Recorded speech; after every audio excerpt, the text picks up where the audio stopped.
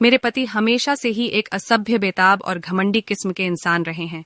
मैंने अपनी बेटी और परिवार वालों की वजह से उन्हें कभी नहीं छोड़ा। हम दोनों को एक दूसरे से शादी करने के लिए मजबूर किया गया था। ऐसा इसलिए क्योंकि हम दोनों के पिता के बीच एक व्यापारिक समझौता हुआ था, जिसकी वजह से मेरा रिश्ता उनके साथ तय हो गया। मेरे परिवार में शादियों का ऐसा ही पैटर्न चला रहा है, जिससे मुझे सबसे ज्यादा नफरत है। मुझे कभी भी किसी ऐसे व्यक्ति के साथ रहने का मौका नहीं मिला जिससे मैं प्यार कर सकूं। मुझे अपने पति से भी कभी प्यार नहीं मिला। उन्होंने मुझे कभी नहीं बताया कि वह मुझसे प्यार क्यों नहीं करते हैं। मेरी बेटी का गणित का टीचर बहुत प्यारा लड़का था। मैंने अक्सर उसे मुझसे नजरें मिलाते हुए देखा था। एक दिन जब मेरी बेटी अपनी नानी की देखभाल कर रही थी, तब मैंने उसे अपने साथ एक कप चाय पीने के लिए आमंत्रित किया। जब रसोइया अंदर से चाय लेकर आया, तब मैं लगातार उससे अपनी बेटी की पढ़ाई लिखाई के बारे में बात कर रही थी। वह देखने में काफी आकर्षक था। उसका अंदाज मजाकिया था, जिसकी वजह से मैं उसकी तरफ बहुत ज्यादा आकर्षण महसूस करती थी।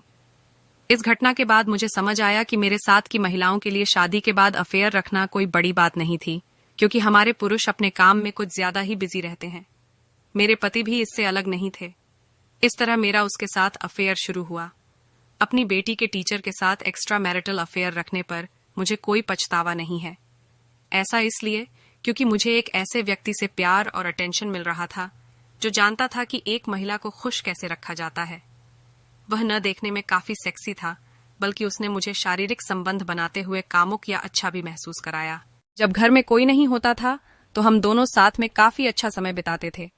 मैंने सुनिश्चित किया कि इस दौरान मैं अपने घर में घरेलू सहायिका, काम करने वाली स्त्री, नहीं रख सकती, क्योंकि वह हमारे अफेयर के बारे में मेरे पति को बता सकती थी।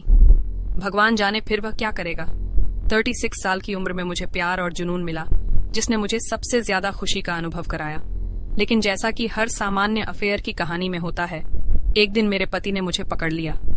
ऐसा तब हुआ जब मैं और मेरा प्रेमी एक दूसरे को अपनी कल्पनाओं से भरी कुछ सेक्सुअल तस्वीरें भेज रहे थे।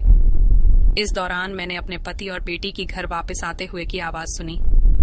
मैं काफी जल्दी में थी, जिसकी वजह से मैं उनका अभिवादन करने के लिए अपना फोन अपने बिस्तर पर रखकर नीचे चली गई। मैं उन्हें बातचीत में शामिल करने की कोशिश कर रही थी कि मेरे पति वॉशरूम का इस्तेमाल करने के लिए बेडरूम में आ गए। मैं एकदम से डर गई और उनका पीछा करते हुए कमरे की तरफ बढ़ी। मैंने देखा उसके हाथ में मेरा फोन था। वह उसे लगातार स्क्रॉल कर रहा था। यह सब देखकर मैं चौंक गई। मुझे लगा कि मैं इतनी बड़ी गलती कैसे कर सकती हूँ। वह मेरे टेक्स्ट मैसेज पढ़ रहा था। मुझे इतना डर लग रहा था कि वह मेरे साथ या मेरे प्रेमी के साथ कुछ न कुछ जरूर करेगा। लेकिन इसका उलट हुआ। उसने मुझसे शांति से पूछा, इस बारे में कौन जानता है? मैंने कहा, कोई नहीं। उसने फोन को जमीन पर फेंक दिया और उसके टुकड़े टुकड़े कर दिए।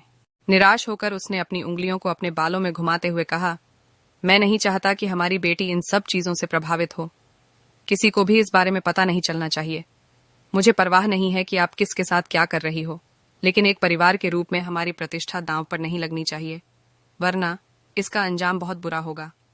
अपने पति की इन बातों को सुनकर मैं पूरी तरह से चुप रही। लेकिन इस दौरान मुझे इस बात का एहसास हुआ कि उसे मेरी बिल्कुल भी परवाह नहीं थी। हमारी शादी पूरी तरह फर्जी थी। अगर मेरे पति ने कभी मेरी परवाह की होती तो वह मुझसे कभी ऐसा नहीं कहता। वह मुझे डराता धमकाता, लेकिन ऐसा नहीं हुआ। मैं भी काफी खुश थी कि उसे मेरे अफेयर से कोई दिक्कत नहीं थी, बशर्ते मैं इसे बस छुपा कर रखूं। मुझे पता था कि मैं यह सब बहुत आराम से कर सकती हूँ।